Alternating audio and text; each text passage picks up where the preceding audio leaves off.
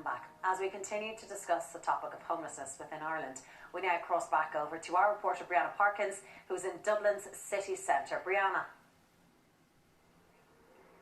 Thanks again for joining me here. We're talking about homelessness. Has it become an issue that we're desensitised to, or is it an issue that could actually shape the election?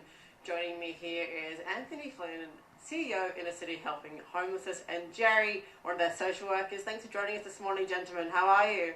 Good. I know, Anthony, thanks for joining us this morning, because usually you're out on the teams late at night. What are you seeing at the minute? Are you seeing more homeless men? Are you seeing homeless families? What's the change? There's definitely an increase in the amount of people that are sleeping rough on street at night time. There's a major increase in the amount of people that are presenting in tents. Some of the hostel style facilities are not up to scratch really in terms of wraparound support services available for individuals and people that are accessing homeless services. So there's a big increase in the amount of people sleeping rough, a big increase in the amount of people that are actually sleeping out in tents at night time. So why are they choosing tents? I know there's a tent actually just behind us. Why are people choosing tents over, say, hostels? I suppose what we have is a chaotic system, one that doesn't work for the individuals that want to access services. We haven't got the appropriate wraparound support services in place to deal with some of the issues that people have, such as substance abuse and mental health issues. So what we need is the proper wraparound support services implemented in order to get people in and get people off the streets. So I've heard, I think last time I was out with you guys, about a year ago, and we were seeing people sleeping in tents, and they were saying that they actually felt safer in tents than in hostels. Why is that? Many of the hostels are now being led by private operators rather than NGOs and charities, so it's a situation where a lot of cost is being cut, although we're spending massive amounts of money year on year within the hostel style facilities, but it is a case where people are feeling safer sleeping in tents on the street at night time than they are in some hostel. Many of them are dorm style facilities where 4 and 5 people are asked to sleep in one room. Some of the facilities are ground mats on the floor with a blanket. It's completely unacceptable. Again, it's a chaotic system. And what are the circumstances that lead people up into being homeless? I suppose last year what we saw was a major increase in evictions from banks, bank repossessions. The banks currently hold, according to iCare, 1,600 empty homes across the country at the moment that people could be living in. So I suppose we're in a situation where bank repossessions and increases in rents are so high in Dublin at the moment, and right across the country they continue to increase. But more people are actually coming from that private sector into homelessness than ever before. Just being squeezed out. Yes, definitely. Many people are attending the likes of Brother Kevin's Caption Day Centre because they can't afford to put food on the table because of high rents and the rental market. The over-reliance on the private market has basically shot rents up through the roof over the last 3 to 5 years, and that's going to continue unless we see a massive social housing build programme. We're in the middle of an election. What can an incoming government do to solve this? Well, I suppose we need to utilise the homes that the banks have that are accessible, 1,600 across the country at the moment.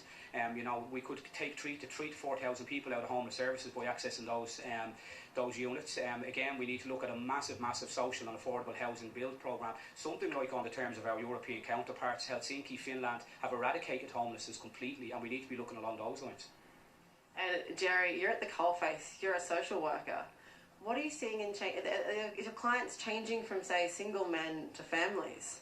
There's a large increase in the families coming in due to the fact that they're in private letting, and it's coming from private letting that these families are made victims of eviction, and they come through our door looking for the information that they haven't got. There's no information at all on homelessness at this present moment in time. So they would come to our door, and there is a big increase again in the rough sleeper. And past 3 months, calculation of 163 people have come through our door at ICHH, looking for information, looking for help, looking for whatever they can get towards getting accommodation. We can supply the information for that. I think you and I were this time last year out on the streets. Has there been an increase in people the clients that you've been servicing since then? Yeah, well, you've only got to look at our outreach numbers per night, and on a weekly basis it's colossal. At one stage we can get 147 one night, it's sleeping rough, and the figures speak for themselves that the increase is there.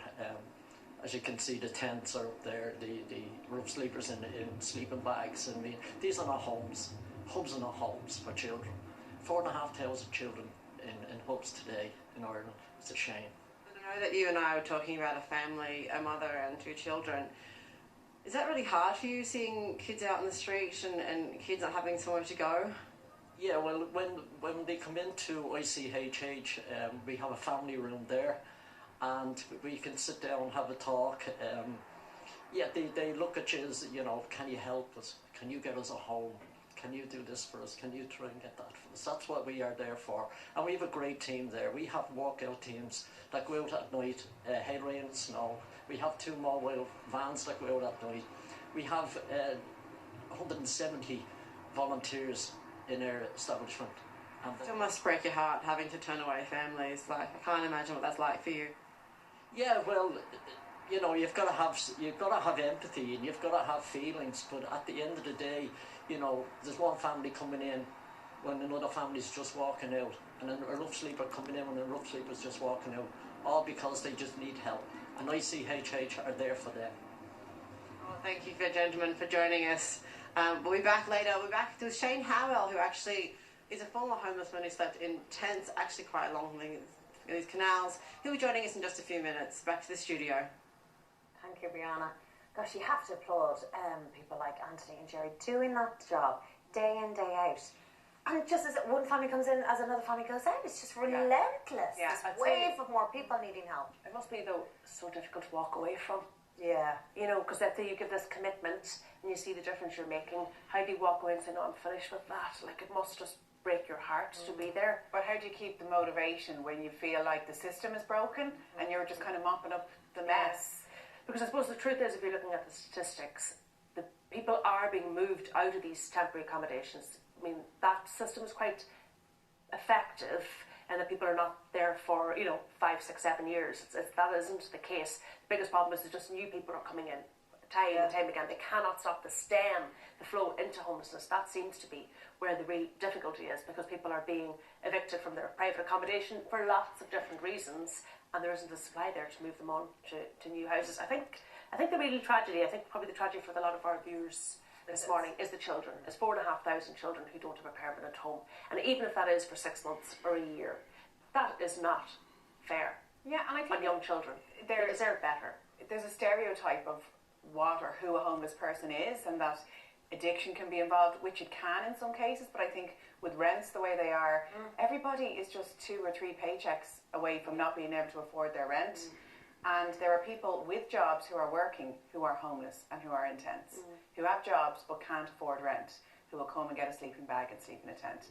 I think that's shocking to people, but it's true. God.